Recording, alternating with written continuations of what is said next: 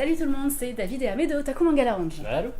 On est là pour vous présenter, comme chaque semaine, toutes les sorties de manga au Québec. Et on a encore plein de beaux stocks pour vous cette semaine. Oui. Alors, sans plus attendre, disons le meilleur en fait pour la fin. Donc la cerise sur le gâteau, qui est une des plus grosses lectures. On va parler à la fin de Demon Toon, qui est le gros hit du moment. Mais effectivement, on le garde pour la fin parce que... toujours le meilleur pour la fin. Exactement. Toujours garder le meilleur pour la fin, c'est ça qu'on aime. Je me prends juste sur les commentaires avant de commencer, ça sera pas bien long. Si ça veut bien fonctionner. On a l'air d'avoir quand même une connexion internet qui est assez médiocre aujourd'hui, donc n'hésitez pas à nous dire si ça fonctionne mal. Puis autre chose, surtout comme d'habitude, n'hésitez pas à nous partager vos réflexions, vos questions sur les nouveautés. On va être très heureux de vous répondre. On est entre nous, fait que pas d'hésitation, Exact. Pas de timidité en soi. Surtout pas. Et bien commençons sans plus tarder. Alors, qu'est-ce que tu nous présentes pour commencer aujourd'hui, David? Alors, on va y aller avec une touche historique, qui est un manga qui m'a étonné en fait, qui est pour le coup Les Fleurs de la mer Égée. Donc qui est un manga en fait qui va parler du 15e siècle en fait, tout de suite après Constantinople en 1453 de mémoire. My God, t'as fait tes recherches? Oui. Wow. Ce qui est très très cool en fait, c'est qu'au niveau de l'histoire, on va suivre notre héroïne ici, qui va rencontrer en fait cette demoiselle totalement par hasard lors d'une soirée, d'une réunion, d'une soirée mondaine en fait. Et elle va très vite apprendre en fait que cette demoiselle-là en fait provient d'une région. Intriguée depuis petite en fait par tout ce qui est différent, tout ce qui est étrange, tout ce qui vient d'autre part en fait de sa place d'origine. Elle va se précipiter vers elle justement pour essayer de lier un lien d'amitié et puis essayer d'apprendre un peu plus à propos d'elle. Fait que très vite en fait elle se lie vraiment très vite d'amitié. Puis il s'avère que la demoiselle qui est étrangère en fait va lui révéler en fait qu'elle est à la recherche de sa sœur. Donc sa sœur qui a été un peu transportée de son pays d'origine, puis elle part qui est en Crimée, je crois, donc sur une île au milieu de la Méditerranée. Exactement. Et pour le coup, elle est en pèlerinage pour essayer d'aller la retrouver et la chercher. Donc très vite, notre héroïne principale va l'accompagner dans son voyage, puis verra là une occasion de parcourir le monde, puis de voir des nouvelles choses. Alors, niveau scénario, personnellement, j'ai trouvé ça un peu plat, dans le sens où c'est très basique dans un premier temps. Mais le point fort pour moi, c'est toutes les références historiques, la bouffe qui est montrée. Ça oui, la bouffe, tellement bon. La bouffe, c'est malade. Je vais essayer de vous trouver une image avec la bouffe. Mais c'est ça, étant donné que l'héroïne est passionnée en fait d'histoire, puis des objets qui y sont liés. On va en apprendre beaucoup justement sur cette époque-là, suite à la chute de l'Empire romain. La bouffe. D'Ouest, je pense. Qui fait que c'est toute une nouvelle ambiance, tout un nouveau contexte mondial en fait. Puis on va voir l'échange commercial, un peu du côté politique aussi, ouais. Et tout ce qui s'y rattache. Effectivement, j'ai eu un peu le même avis que toi, le côté très historique est super intéressant. Le dessin est très très beau, il est simple, mais il est tout à fait cohérent avec le scénario. Mais effectivement, le scénario est un petit peu léger à mon goût, puis c'est un peu long. Moi, j'ai eu un peu de misère à arriver à la fin du premier volume parce qu'il se passe pas grand chose, puis c'est dommage parce que c'est vraiment une invitation au voyage. Ça, c'est une époque où les gens voyageaient pas beaucoup, fait que voyager c'était comme extraordinaire, puis ça t'invite déjà de base. Oui, et même les livres d'ailleurs, elle parle à un moment des livres où comme elle a un livre, puis là c'est comme le summum de la richesse, genre. Fait qu'il y a comme cette invitation au voyage super intéressante et en même temps il se passe pas grand chose, fait qu'on reste sur notre fin. Je pense que c'est un manga que moi je continuerai pour voir si ça se développe un peu plus, de façon un peu plus avec un peu plus de suspense ou un scénario un peu plus développé dans la suite. Il y a un truc que j'ai trouvé cool, c'est qu'à la fin de chaque chapitre, il y a l'histoire en fait expliquée par les deux personnages, Olia et Lisa. Donc voilà, toute une page avec des points historiques. Donc c'est super intéressant, j'ai trouvé ça très cool. C'est très cool parce qu'en fait c'est comme d'un chapitre, donc à chaque fin de chapitre il y a cette explication, ce petit truc. Tu as comme 4-5 chapitres dans le premier tome. Et en fait ce qui va être abordé sur cette petite double page ou page en fait, ça va être ce qui a été montré dans le chapitre en fait. Oui. C'est comme le premier chapitre qui vont montrer, ils vont faire la différence entre les bateaux de transport, les bateaux d'agrément en fait. C'est au niveau de la coque, comment est-ce que la coque est faite, c'est vachement intéressant. Du fait que les bateaux d'agrément en fait, la coque est plus fine, fait qu'il y a une plus petite surface au niveau de l'eau qui paraît logique finalement. Et les bateaux de transport et tout ça qui sont beaucoup plus larges, beaucoup plus profonds, ce qui est vachement intéressant. Effectivement. Et il y a un truc cool, je crois que c'est lui. Oui, j'ai bien aimé en fait, quand on enlève la jaquette ici, il y a en fait une carte du monde, enfin de la Méditerranée, du monde de la Méditerranée à cette époque, avec le trajet que les deux filles suivent. Ça, je trouvais ça plutôt cool comme clin d'œil. Si on devait le comparer à d'autres mangas, c'est vraiment un josei d'aventure, un peu à la Isabella Bird, je trouve, mais avec un peu moins de rebondissement. Ouais. Tu vois clairement, encore une fois, que l'auteur a vraiment fait ses recherches historiques. Oui. C'est pas juste, il prend l'histoire puis il s'en sert comme support. Mais il va vraiment faire la recherche, comme quoi il parle de Mehmet II, justement, qui a pris la fameuse ville de Constantinople et ça, comment est-ce qu'il a fait, ça c'est vachement. Alors c'était donc Les Fleurs de la mer Égée, voilà, pour notre premier titre de la semaine. Et on continue. Avec une des plus belles rééditions ever.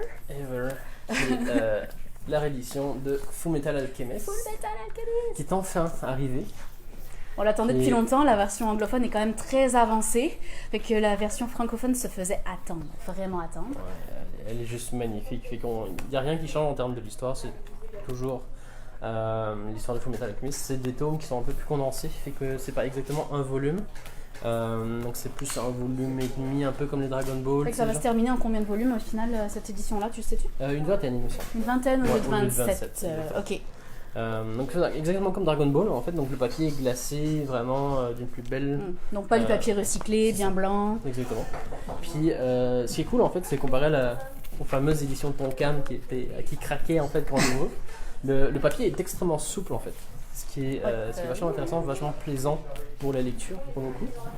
Et le cover est très très beau là, avec il y a comme un jeu entre les textures mat et brillant où on voit le symbole des alchimistes qui est très cool. Contrairement à la version anglophone par exemple, ce n'est pas un hardcover, c'est un softcover avec une jaquette, mais c'est quand même une très très belle édition. Puis il y a aussi, encore une fois, quand on soulève la jaquette, on retrouve des croquis de Arakawa. T'as jamais vu ça? Non. C'est vraiment cool, c'est super beau. Tu peux montrer l'autre, il est celui de Ed est super beau. De même. Ouais, voilà. Il devait aussi avec l'automate, uniquement expliquer un peu. Donc c'est une très très belle édition. Je pense que comme dans toutes les Perfect Edition, les dialogues ont été retravaillés, les textes ont été retravaillés pour avoir une traduction qui est plus fidèle à l'original que la première édition. Et le japonais de maintenant, en fait, tout simplement. C'est une façon de parler, une façon de s'adresser à certains personnages qui sont pas mal différents de l'époque. Ouais. Puis c'est une édition spécialement pour les 15 ans de Kurokawa. Donc les 15 ans de la maison d'édition pour le coup. J'ai une petite nouvelle à annoncer, c'est que on nous a envoyé un poster qui est absolument magnifique et qui est en fait le même design que le artbook qui est sorti en anglais récemment. Ce même design là avec tout un bord doré, etc. On en a un exemplaire et on va organiser un concours pour le faire tirer au sort pour l'offrir à un de nos fidèles clients. Fait que le concours va sortir très bientôt et participez tous parce qu'il n'y en a qu'un. Voilà. Battez-vous. Ça c'était ma petite annonce. Mais non, mais ça, c'est avec les petits croquis, je me rends compte en fait c'est une habitude qu'on n'a pas tendance à prendre, c'est genre d'enlever la jaquette. Puis beaucoup de mangaka font de plus en plus ça, ou même ça des maisons d'édition. Moi je le fais toujours parce que tu sais, un jour tu t'achètes un manga, puis là tu le lis, puis t'es avide, puis tu le fais tomber, puis là la jaquette tombe, puis là tu te rends compte qu'il y a un truc vraiment cool en dessous. Fait que depuis cette découverte-là, je fais toujours ça avec tous les mangas. Mais je pense que je vais opter pour ça aussi parce que depuis One Punch Man, il me semble, ils commencent à faire tout ça. Ouais. C'est des trucs inédits, notamment les croquis sont. Dans Claymore, il le faisait beaucoup aussi. Claymore aussi Ouais. Dans Sunken Rock, il le fait. Il y a comme, c'est des séries plus anciennes aussi où c'est fait, puis je trouve ça vraiment cool. Il faudra que je revisite ça. Absolument. Continuons. Alors, on va sur une thématique différente. Ouais. Alors, c'est arrivé hier. Ah, attends, on a une question avant de continuer. Vas-y. Pourquoi les versions anglais ont rarement des jaquettes? Bonne question, Samy-Claude. J'imagine que c'est probablement pour un gain d'argent. C'est ça, exactement. C'est vraiment une question financière. C'est pour que le livre coûte moins cher. Parce qu'en fait, ce qui coûte cher dans l'impression d'un livre, c'est la couverture avec du papier cartonné. Puis d'autant plus avec une jaquette et avec de la couleur. Contrairement au reste du manga qui est fait en noir et blanc puis sur papier recyclé, qui coûte très très peu cher. Donc la couverture, ça représente pratiquement 40% du prix d'impression d'un manga. Fait que c'est vraiment pour ça. Ce qui est malheureux par contre, c'est que l'édition est comme plus cheap parce qu'elle n'a pas de jaquette, mais elle coûte rarement moins cher en anglais. Fait que ça, je trouve ça un petit peu malheureux. Donc voilà. Mais en même temps, le monde de l'édition, c'est dur. Là. Ils font pas toujours beaucoup d'argent, les éditeurs. Fait qu'on les comprend. C'est bien de dire en français aussi. Mais non, c'est clairement. Ça, ce que vous regardez, toutes les jaquettes en français, c'est soit du papier glacé, soit du papier spécifique avec qui a l'air d'avoir un coût plus important. Marianne, elle nous dit Black Butler a un titre différent sous sa jaquette. Ben voyons donc, ça je m'en suis jamais aperçue. Là, il faut qu'on aille chercher Black Butler, absolument, parce que c'est quand même très cool comme truc. Black Doctor, my god, merci Marianne, c'est tellement cool. Alors, on peut montrer, effectivement, alors la jaquette, c'est bien évidemment Black Butler, ça c'est le tome 2. Et puis, effectivement, c'est Black Doctor. Avec Sébastien qui revêt une blouse de médecin. J'avais jamais vu ça. Bon, comme quoi. Guillaume nous dit Gordon Camuy a des habits sur des personnages aussi. Je sais pas ce que ça veut dire, Guillaume. Je pense des habits différents. Je pense que tu as oublié un mot. On va aller vous chercher ça, on va vous montrer. Puis Christine nous dit Arakawa faisait toujours des yonkoma ou des gags sous les jaquettes de ses séries. Et c'est cool de voir qu'ils ont changé même les dessins sous les jaquettes, effectivement. Alors voilà un petit pas sur le micro. Alors ça c'est le tome 4 de Gordon Camuy, on vient d'enlever la jaquette, la voici. Et voilà ce qu'on peut trouver en dessous. Donc merci Guillaume de nous avoir partagé ça également. C'est quand même pas mal cool. Mon Dieu, je vais rentrer chez nous, c'est ce que je vais faire. il va dépioter toute sa bibliothèque. Oh mon Dieu. C'est moi une autre dimension que ça donne au manga, c'est cool. Et oui. Non, j'aime bien ces petits clins d'œil cachés. Si vous regardez sous les Assassination Classroom aussi, il y a toujours une petite phrase drôle. Il y a comme...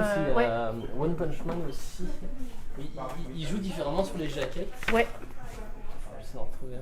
Alors voilà, Assassination Classroom, donc vous savez que les covers sont des différentes couleurs que Koro Sensei peut prendre en fonction de son humeur. Puis si on enlève la jaquette, on voit donc l'explication de sa couleur. Donc ce cercle rouge sur son visage signifie en effet c'est correct. Lorsqu'on lui a demandé vous n'avez pas de petite copine n'est-ce pas, il a fait cette tête en affichant un air triste. Oh. Fait que ouais, c'est ça. Ça pour le coup c'est les One Punch Man aussi qui... Oui, One Punch Man font des très très beaux covers. Des dessins aussi et qui ont des proportions différentes en fait qui font un effet 3D. C'est que dans le fond tu as le meuble puis le côté de l'immeuble. Même chose pour le 2 pour le coup. Il y a pour le coup on a le début d'un toit et pour le coup le bas. C'est très très cool pour nous. Effectivement. Alors Christine nous rebondit sur Black Butler, elle dit les dessins sont refaits dans le dessin sous jaquette mais ils gardent la même pose. Et puis merci Guillaume d'avoir précisé ta phrase. Sur ce petit aparté qui n'avait rien à voir avec les nouveautés mais qui nous a bien amusés, et j'espère vous aussi, on continue avec un style très très différent. La nouvelle publication de la maison d'édition Underground, Le Lézard Noir. Donc ouais, c'est Violence et Peace. Avec un bel accent. Ah oui, toujours. Donc Violence and Peace. Oh, beaucoup mieux. Beaucoup mieux. Qui m'intriguait. Je l'ai vu rentrer hier. Il m'a vraiment intrigué. Ça parle de science-fiction, clairement. Science-fiction. Intéressant, c'est inhabituel dans les publications du Lézard Noir. Entre autres, il y a du western, il y a vraiment de tout en fait. Puis c'est une anthologie dédiée à l'auteur qui n'a jamais rien sorti autre chose que cette anthologie, du coup en français. Que c'est un auteur que je ne connaissais pas. Moi non plus, pas du tout. Il s'appelle Shinobu Kaze. Je l'ai jamais vu. Je vais vous montrer des dessins qui sont juste incroyables. Le truc, c'est que je l'ai lu et j'ai rien compris. Oups. Alors moi, je l'ai pas lu parce qu'il est arrivé hier et je n'étais pas là. C'est tellement psychédélique. Je pourrais pas t'aider. Non. Ok, donc c'est de la sci-fi psychédélique. Un peu, ouais. Violente, mais pas trop parce que ça parle de paix ou quand même carrément violente? Non, mais c'est tous des concepts de paix et de violence un peu différents à travers les âges. Donc, il y a du western, il y a de l'époque médiévale. Puis c'est des short stories Ouais, à chaque fois. Donc, qui sont liées entre elles ou qui sont indépendantes? Du tout. Complètement indépendantes. Complètement indépendant. Et j'essaie de reprendre sur les images que j'ai vues qui sont. Ça a l'air très très beau. De ce que je vois, on va vous montrer des images. C'est assez malade. De même. Et ouais. Qui est juste incroyablement beau.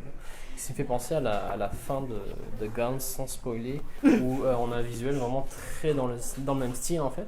Donc c'est très abstrait, c'est très futurisme, Ouais. ésotérique. Fait que c'est une espèce de, si je comprends bien, de réflexion philosophique sur la violence. Sur le concept de la paix et de Sur la le violence. concept, voilà, mais dans des univers très différents qui peuvent être sci-fi ou moins sci-fi. Exactement. Ok, avec des histoires incompréhensibles. C'est fucked up. C'est beau, c'est un beau livre honnêtement, mais c'est. Mais par contre, ça m'attire. Je vais le lire parce que j'aime ça, les trucs incompréhensibles. Mais effectivement, alors c'est une très belle édition, comme vous l'avez vu. C'est un one shot. Exactement. Puis, bah ouais, voilà. Fait partie de la Très, très grosse beau. vague d'anthologie que le Lézard Noir compte sortir. Ils ont utilisé. Ouais, je sais, c'est n'importe quoi. Dans le genre référence à Gantz, enfin c'est peut-être plutôt Gantz qui est référent à ça, parce que ça, Des chances. clairement, c'est quelque chose qui date des années 70, c'est du Gekiga, on est clairement là-dedans. Donc j'ai l'impression qu'il y a comme quelques petites influences chez Ouais, notre c'est- ami Oku Sensei, l'auteur de Gantz. Même au niveau des dessins, c'est le visage qui ressemble beaucoup aux dessins Oui, de l'auteur de complètement. Guns. Complètement. On l'a trouvé, on l'a démasqué. Donc c'était Violence and Peace. Je vais le lire ce soir. Cool. Très certainement, je pars avec. On a une question de Pierre qui nous dit dans le futur, est-ce qu'il y a une date prévue pour l'arrivée de Spy X Family qui sort demain en France? Oui, Alors, normalement, si je dis pas de bêtises, c'est prévu pour cet automne, cet hiver. ouais. C'est Kurokawa qui va le sortir. Puis c'est la troisième série de l'auteur qui sort en français à date. Et qu'elle s'en vient, on l'aura probablement pour cet automne, voire pour Noël, au plus tard. Mais elle s'en vient. Ouais, c'est ça. Il me semble l'avoir vu pour fin octobre, demi novembre. Mais à checker. En tout cas, avant la fin de l'année, c'est certain. C'est clair. Il y a intérêt. C'est tellement bon. Par quoi on continue? On peut y aller avec les coffrets qu'on a reçus. Ah oui, quelques petits coffrets, donc pas des nouvelles séries, des séries qui sont encore en cours pour la plupart, sur Fruit End qui c'est sur le bord de se terminer. C'est ce qu'on appelle nous dans le jargon des starter packs, donc des coffrets qui vous coûtent vraiment moins cher pour débuter les séries. Donc plein de super bonnes séries. On a eu Reine d'Égypte, qui est actuellement rendu à 7 volumes dans sa version francophone, donc qui est un josei historique qui parle de Hatshepsut, la première souveraine d'Égypte à avoir exercé un réel pouvoir politique, c'est donc super intéressant. Donc en fait pour 14,95 qui est le prix du premier volume, bah, vous avez les 2 premiers volumes. C'est des coffrets qui sont super intéressants. Toujours une petite promotion d'acheter le premier, le deuxième est offert pour le coup. Voilà. Okay. Beyond the Clouds. Beyond the Clouds, qui est un shonen qu'on aime appeler bohème. Bohème, un peu steampunk sur les bords, je dirais. Steampunk, exactement. On suit l'aventure d'un jeune garçon qui découvre la demoiselle ici, qui s'avère être potentiellement une ange. Elle a une aile en fait, puis l'autre est sectionnée en fait. Puis il va lui fabriquer une autre aile justement. C'est très poétique, très et cute, très, très mais en même temps très très shonen aussi. Là. Avec des dessins un peu à la Ghibli, c'est super beau. C'est Ouais, exact. voilà, ça ressemble vraiment à ça. Donc c'est super beau. Le rebuff de le retour plutôt de la série de City Hunter en fait, Rebirth, oui. qui est sans la prononciation de David. Ah, c'était vraiment pas pour ça, je m'excuse. Non, c'est très grave. Non, c'est pour le coup qui est le retour avec l'auteur au scénario et un de ses assistants au dessin. Ouais. C'est que le dessin est très similaire. C'est comme vraiment pareil. Ouais, C'est comme- on voit pas la différence. Non, À mon avis, il a travaillé sur City Hunter pendant longtemps, fait qu'il a vraiment les c'est traits et tout sûr. ça. Non, c'est la folie. C'est comme. clair. T'as l'impression que c'est Tsukasa Ojo qui dessine. Puis, ce qui est cool dans Rebirth, c'est que c'est vraiment. En fait, ça surfe sur le concept du isekai qui est très populaire en ce moment, donc un héros de notre monde qui est basculé dans un autre monde fictif, et là c'est une héroïne qui est basculée dans le Shinjuku des années 80 et qui se retrouve excusez-moi, je suis... Pour le coup, ça c'est cool pour le coup parce que c'est vraiment un isekai qui, au lieu de se transposé dans un univers se transpose dans un manga pour le coup. Oui, c'est ça. Donc, Puis c'est elle se une première, retrouve dans il le me monde, en fait, dans le monde de Shinjuku, elle rencontre Ryo Saiba et Kaori, puis elle participe à leurs aventures. Mais ce qui est cool, c'est qu'on retrouve vraiment l'humour exactement comme dans le City Hunter du base. Moi, je me suis éclatée. Ouais, puis j'avais pas un peu que sur un humour qui vieillisse avec les. Oui. Avec Ouais, cette ça espèce aurait pu. de choc des générations. Ouais. Mais non, ça Et puis passe pas pantoute. super bien. Pas l'univers. pantoute. Non, vraiment. Et pour le coup. Wow. Ouais. Ruden. Root End, donc plus thriller. Ouais. Thriller scientifique. Donc avec un peu comme une série policière finalement de police scientifique là, d'enquête sur les lieux du crime. Puis c'est une série qui est en train de se terminer au Japon. Donc ça va être une série, si je me rappelle bien, Pas beaucoup de tôt. une dizaine de volumes, quelque chose comme ça. C'est pas une grosse série, mais c'est ça. Assez cru par contre dans les dessins et tout ça. Nous avons une question de Sabrina qui dit: est-ce que vous avez des nouveautés dans le genre yaoi ou de Hiro Mashima? Alors c'est deux questions différentes, mais oui, on a des nouveautés yaoi. J'avoue que c'est pas forcément des nouveautés qu'on présente à chaque fois parce que déjà il y en a beaucoup qui sortent. On les reçoit en batch, puis on ferait juste parler de yaoi, ce qui n'intéresse pas tout le monde. Qu'est-ce qu'on a reçu récemment en yaoi? On a pas reçu beaucoup, le tome, plus des nouveautés, des nouveautés des suites de séries, notamment le tome 6 de Ten Count, tome 6, attendu depuis très longtemps. C'est le dernier de la série, Il me semble que oui. Effectivement. Qui conclut la série. C'était pas mal la nouveauté. Puis sinon de Hiro Mashima, non, rien de nouveau à date. Pas grand chose. On attend le tome 7 qui devrait sortir de Eden Zero. Exact. En fait, qui est sorti puis qu'on n'a pas eu. On en a eu un exemplaire pour tout le monde. C'était fantastique. Fait que voilà pour la réponse à Sabrina. Oui, sur une note un peu plus jeu vidéo pour le coup. Vu que c'est le premier, le one shot en fait, qui est basé sur le jeu vidéo de Sekiro. Donc le dernier jeu vidéo un peu à la mode Dark Souls. As-tu déjà joué à ce jeu? Déjà vu. J'ai pas joué. Okay. Je regarde beaucoup plus des let's play vu que j'ai plus vraiment le temps de jouer. Puis c'est le même concepteur que Dark Souls. Ouais, c'est supervisé par les gars qui font le jeu, fait que c'est vraiment dans le fluff, c'est vraiment en lien avec le jeu. Et on va, dans celui-là, on va parler de Hanbei l'Immortel, qui est le beau monsieur sur la couverture. Le magnifique monsieur. qui est techniquement un des premiers méchants qui est présenté dans le jeu, sur lequel tu te rentraînes un peu, puisque c'est un gars qui est immortel pour le coup. Et tu suis en fait toute son histoire, comment il a fait son nom, comment il est devenu immortel, et qu'est-ce qui est lié autour de cette malédiction / histoire. Donc en fait c'est comme, c'est pas l'histoire du jeu, mais c'est une sorte de préquel à l'histoire du jeu qui explique donc l'apparition de ce personnage.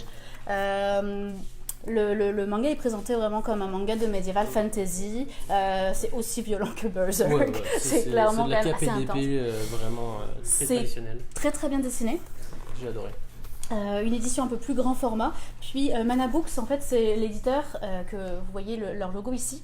C'est un éditeur qui s'est spécialisé dans tout ce qui est jeux vidéo. C'est eux qui font les Final Fantasy, c'est eux qui ont fait Mana, c'est eux qui ont fait les Dragon Quest. Ou Dragon Quest, exactement. Fait qu'ils savent de quoi ils parlent. Puis cette édition-là, je trouve, ils font de belles éditions habituellement, mais là, je trouve que c'est la première fois qu'ils font une édition vraiment aussi belle. Elle est magnifique avec l'écriture dorée, les kanji sur le côté qui sont, comme c'était écrit comme du sang, là, mais en version un peu brillante. C'est une très très belle édition. Tous les petits détails sont gravés en fait, comme imprégnés puis gravés en fait. Aussi on avait pris un tampon puis qu'on l'avait mis dessus, fait que c'est enfoncé. Avec un relief sur le papier, ça, exact. C'est superbe. Puis non, au niveau de l'ambiance et de la thématique, je me suis dit vraiment comme dans le jeu, comme c'est l'état d'esprit dans lequel c'est un Japon chaotique avec des démons. Un peu post-apo à la limite. Oui. Un peu dans le style que Sekiro et Nioh dans le style aussi, qui est un autre jeu vidéo dans le même style. Ok. Qui sont très très cool. Donc voilà, donc c'est Sekiro, l'histoire de Hanbei l'Immortel. Qui est un one-shot. Et c'est un one-shot, effectivement. Nous poursuivons rapidement. On parlait de romans. Avec, c'est quoi, il y a 2 semaines, vous avez présenté les mangas d'un auteur qui faisait donc c'est plusieurs adaptations. Et puis qui constituait la nouvelle collection Moonlight des éditeurs, des éditions Delcourt. Exactement. Puis il y a tout cette espèce de petite thématique où on sait pas trop où le situer, où le classer. C'est du CNN un peu bohème, un peu poétique sur les bords, mais Et quand un même peu assez psycho, cru, psychologique et aussi. qui fait vraiment réfléchir. C'est ça. Puis il sort pas mal de choses justement en parallèle avec les versions manga adaptées et les romans. Ce qui fait que dès le moment où tu as lu le manga, tu peux aller te pencher sur le roman si tu as vraiment aimé. Et pour le coup, c'est l'œuvre. Donc c'est une autre œuvre avec un autre auteur, Oui. dans la même vibe pour le coup. Puis c'est un light novel, Mhm. celui-ci, qui n'existe pas sous sa forme manga, si je me rappelle Non, bien. pas encore. Donc ça s'appelle Rendez-vous au crépuscule. C'est vraiment dans le même style avec une maladie spécifique qui est la luminite et qui fait que les gens se mettent à comme irradier. Puis il y a comme toute une problématique qui est liée à ça. Mhm. Donc voilà, ça c'est notre dernier light novel en date, Rendez-vous au crépuscule. Continuons avec le côté un peu psychologique. Ah oui, complètement psychologique. Qui est transparent. Allô Jessie. Allô, bienvenue. Pour le coup, ça c'est transparente ici, que je trouve la jaquette juste vraiment incroyable. Encore une. Encore une, c'est comme, je sais pas si on peut le voir à la caméra, mais il y a comme des espèces de petits morceaux de verre avec, Petits éclats. avec les fleurs rouges. qui Puis sont même à juste l'arrière, la couverture est mat, puis encore une fois, vous avez les petits éclats de verre qui reflètent brillants comme ça, qui ont l'air de flotter dans l'air, c'est superbe. J'avais un peu peur, honnêtement, Ouais. j'appréhendais la lecture. Ouais, Puis finalement, ça m'a vraiment plu, dans le sens où c'est l'histoire d'une jeune demoiselle qui subit un peu ses problèmes familiaux, dans le sens où son père est violent, il bat sa mère, il bat la mère de l'héroïne pour le coup, et elle vit ça, puis au début, étant donné qu'elle a toujours vécu ça, elle trouve ça plus ou moins normal, puis elle se rend compte en côtoyant d'autres personnes que c'est pas du tout normal, puis qu'il y a un problème. Suite à ce malaise familial puis psychologique, en fait, elle va faire une demande, si on peut dire ça. On ne sait pas trop à qui, à quoi, mais demande à l'univers, disons. c'est ça. Et elle va souhaiter en fait de pouvoir être transparente, mais de façon où elle va pouvoir s'effacer puis trouver une porte de sortie en fait à ce quotidien malsain puis qui lui fait peur finalement. Puis il s'avère que elle obtient ce pouvoir, et qu'elle devient littéralement transparente, tout simplement. Avec suite à Complètement invisible, puis Ouais. chaque objet qu'elle porte devient invisible au moment où elle le Ouais. soulève, Avec les des règles et vêtements tout. deviennent invisibles, donc elle est vraiment complètement invisible. Il n'y a rien qui peut faire en sorte qu'on la voit. Puis le fait de voir acquis ce pouvoir et de subir sa situation familiale, en fait, elle va commettre un geste qui va la hanter, qui va plus ou moins Changer régler. le cours de sa vie, Ouais. changer le cours de la vie des gens qui l'entourent. Exactement. Mais elle va toujours être hantée par cet acte-là, en fait, qui finalement, elle va prendre du recul, puis essayer de ne plus se sentir seule, même avec du monde. Et le truc, c'est que ce truc-là qui la hante va l'isoler elle-même, même si sa situation sociale s'améliore.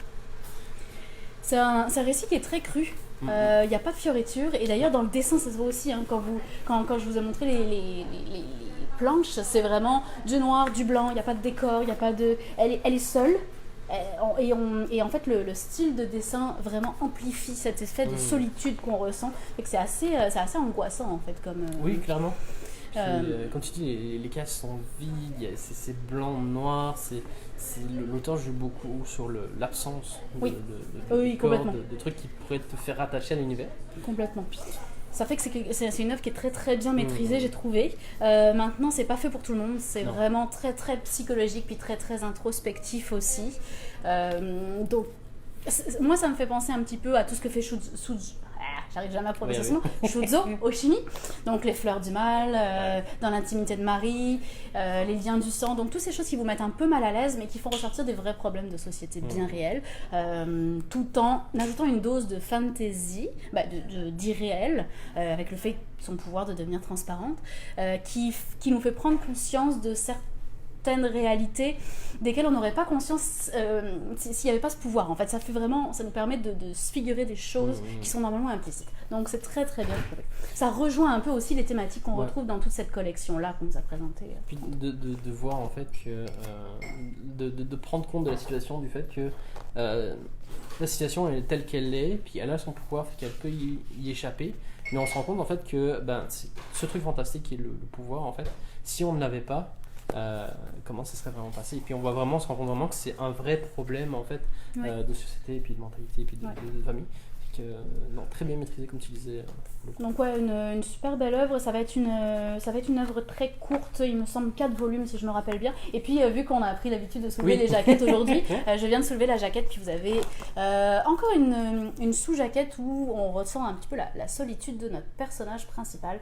J'essaie de l'ouvrir bien mais sans abîmer le livre. Voilà, donc encore encore de la solitude. C'est dur, c'est vraiment un récit dur, mais c'est super intéressant, c'est très bien fait. Je pense que ça me fait penser à du Asano en fait.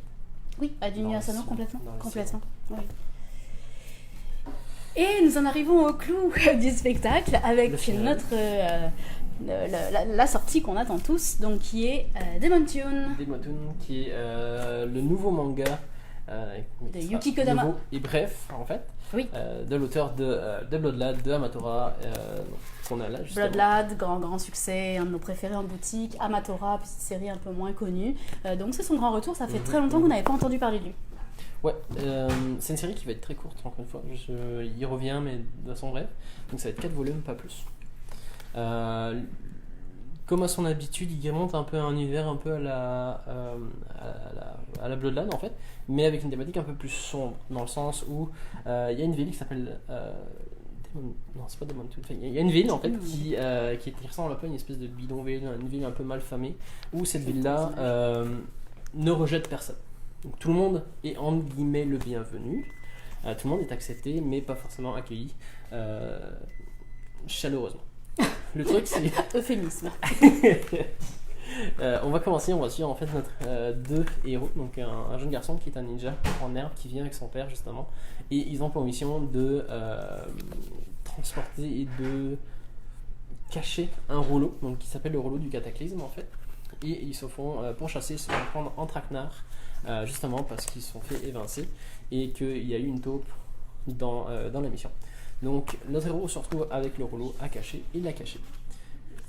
On commence l'histoire où on revient sur notre personnage qui est une petite fée qui elle emménage pour la première fois dans une ville, puis a fait un peu cette découverte, puis ça se commence très mal puisqu'elle est capturée par un gang de Yakuza, et sa mission à elle en fait avec ses pouvoirs de fée, ça va être de soigner notre garçon qui se fait torturer encore et encore et encore pour décrocher ce fameux secret de et à chaque fois qu'elle le soigne, on recommence à le torturer. Exactement. Et ça recommence, c'est horrible. C'est intense comme début. Oui, vraiment. Ça sort un peu, puis c'est beaucoup plus sérieux que Bloodlad. Quand ça a commencé, il y a beaucoup moins d'humour. Il y en a quand même un peu, mais c'est vraiment plus lourd. Non, c'est pas l'humour qui est vraiment présent. Et pour le coup, c'est comme derrière ces tortures-là, puis ce gang-là, il y a un autre gars qui s'appelle Pokémon, qui est un dealer d'une drogue spéciale qu'on appelle le Demon Tune, qui est une drogue qui... En fait, c'est un pacte avec le diable qu'on fait, puis plus on va utiliser les pouvoirs du démon, en fait, du Demon Tune, en fait, plus on va vendre son âme. Ça c'est sombre, c'est assez glauque, mais pour le coup ça rend bien. Ça reste très très shonen comme développement, mais effectivement avec un côté quand même plus sombre que beaucoup de shonen.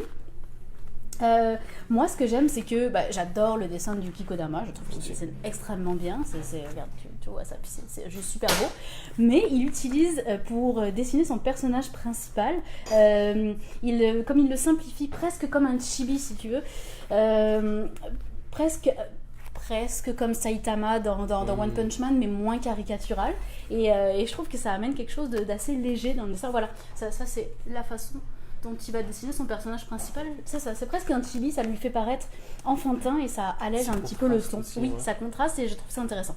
Parce que le héros est fait vraiment potelé, en plus on peut dire ça, comme un bébé en fait. Comme un bébé, comme un chibi. C'est ça qui fait que ça je soulève la jaquette. Je soulève la jaquette. Demon Tune. Bon, elle est cool aussi, mais moins intéressante. Donc évidemment, c'est une série qui est quand même assez prometteuse. C'est un auteur qui est habitué autant à faire des séries plus longues que des séries très très courtes et qui développe très bien ses scénarios sur les deux. Donc c'est assez... Ouh, c'est trash. J'allais montrer ça, mais en fait, je vais pas vous montrer ça. Non. Il y a des passages qui sont assez non, quand même. Je dirais peut-être un shonen 14 ans et plus. 13-14 ans, mais pas avant. As-tu aimé ça? Shonen Boy. Ouais. J'ai adoré. Ouais. Shonen Boy. C'est mon nouveau surnom. Non. Oui. Mais non, j'ai vraiment aimé. J'avais entendu plein de commentaires disant que non, c'était 4 séries, c'est pas top et tout ça. Mais je trouve que le début est meilleur que Bloodlad. Je vais me faire taper sur les doigts en disant ça, mais Moi c'est j'adore pas le grave. début de Bloodlad alors. J'aime aussi, mais je retrouve le petit truc qui m'a un peu fâché avec Bloodline en fait, c'est que ça se veut humoristique, sérieux, puis la fin se termine sur un ton humoristique qui m'a un peu refroidi. Puis là ça commence directement avec un ton plus grave, donc, limite ce que j'attendais vraiment de Ok. l'auteur. Fait que Ok. j'ai hâte de voir la suite, clairement. Très cool. Et ben, je pense que ça conclut pas mal notre présentation de cette semaine. Alors, c'est quoi ton préféré de la semaine, David?